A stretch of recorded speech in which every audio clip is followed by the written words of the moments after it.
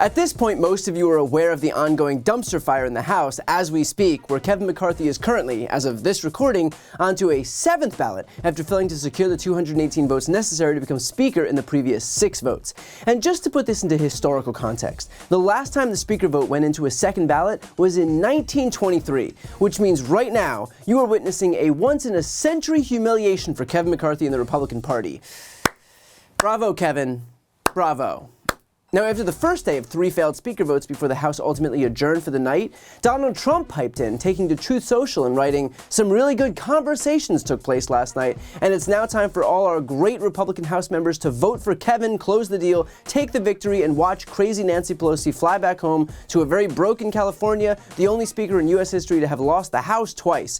Republicans, do not turn a great triumph into a giant and embarrassing defeat. It's time to celebrate. You deserve it. Kevin McCarthy will do a good job, and maybe even a great job. Just watch." So Donald Trump throws his weight behind McCarthy, and what's the very first thing to happen? On the 4th ballot, Kevin McCarthy actually loses support when Republican lawmaker Victoria Sparks votes present, replacing her earlier vote for McCarthy. In other words, Trump probably thought that this tweet would be a silver bullet for McCarthy and immediately send Republicans sprinting back to McCarthy's side, when in reality, it actually made him weaker. If you needed a clearer example of Trump's waning power within the GOP, there you go. And just to add insult to injury for him, here's Lauren Boebert actually invoking Trump by name and pushing back on his calls to unify behind McCarthy. So let's work together. Let's stop with the campaign smears and tactics to get people to turn against us. Even having my favorite president call us and tell us we need to knock this off. I think it actually needs to be reversed. The president needs to tell Kevin McCarthy that, "Sir, you do not have the votes, and it's time to withdraw." And with that, I yield. Thank you. So much for Trump's air of invincibility. Trump issues a statement demanding that Republicans vote for McCarthy, and now a 2-term House member stands up and says that, in fact, Trump should do the complete opposite and demand that Kevin McCarthy step aside. Doesn't exactly speak volumes about Trump's leadership abilities that his minions are now defying him in public. Now, in terms of why Trump did this, the answer is pretty clear. McCarthy looks like the favorite to become Speaker. Even in my opinion, he still is the favorite. And so Trump figured that if he throws out an endorsement at the 11th hour for what he believes would be the winning candidate, then he could just turn around and take credit for the whole thing if and when McCarthy inevitably won. It's like watching the Yankees beat the Red Sox 11-0 in the 8th inning and then telling the Yankees to move the infield out a little bit and then taking credit for the entire inevitable victory. A desperate attempt at relevancy here by Trump, but then again, when is it not? And the other reason is that Trump wanted to have the opportunity to flex his muscles and make his little clarion call and watch his little minions fall into place, and then he would be validated as the leader of the Republican Party once again. To be clear, this was never for Kevin, this was always for Trump. But when those minions didn't fall in line, that actually proved the opposite point that Trump was trying to make here, that he's losing his relevance and his power in the Republican Party. And for a guy who relies on being viewed as this all-powerful being as his one selling point, this doesn't exactly help his image. You gotta love too how in Trump's statement, he warns not to turn a great triumph into a giant and embarrassing defeat.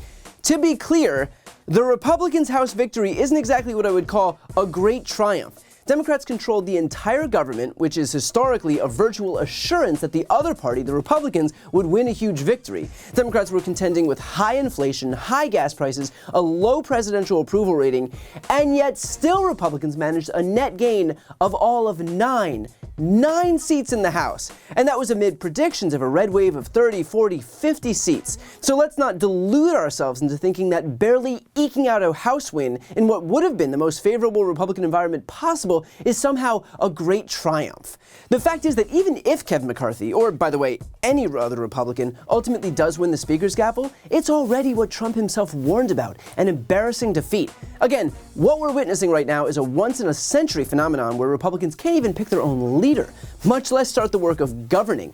Contrast that with the Democrats who, with the exact same margin in 2020, not only managed the elusive feat of electing a Speaker, but then went on to pass the American Rescue Plan, upgraded upgraded our nation's infrastructure, reformed our gun laws with the first gun safety bill in 30 years, funded veteran health care with the PACT Act, brought manufacturing jobs home, and spurred hundreds of billions of dollars in investments in domestic manufacturing with the CHIPS Act and the Inflation Reduction Act, along with allocating funding to combat climate change and lower healthcare costs and prescription drug costs. They did all of that with the same margin that Republicans currently can't even manage to elect their own leader with.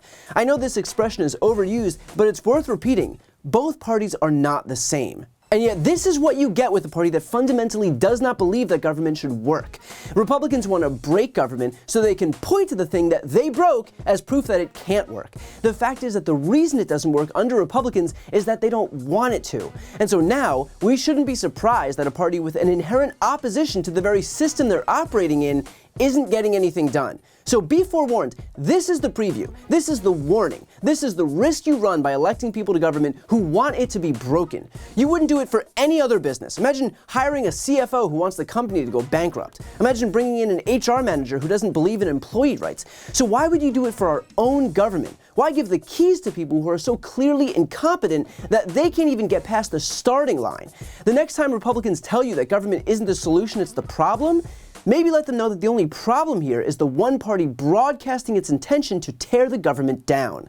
And as for Donald Trump, I think it's beyond clear to everyone, including him, just how weak he looks right now.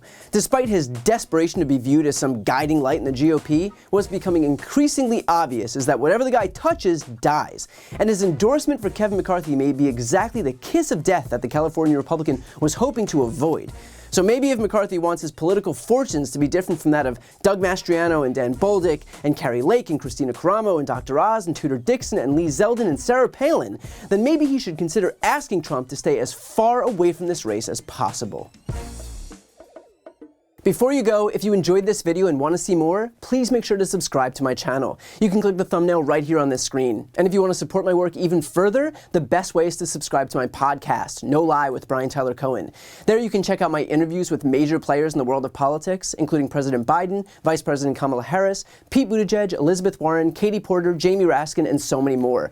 Plus other interviews that live exclusively on the podcast. That link is also right here on this screen, or just search No Lie with Brian Tyler Cohen wherever you listen to podcasts.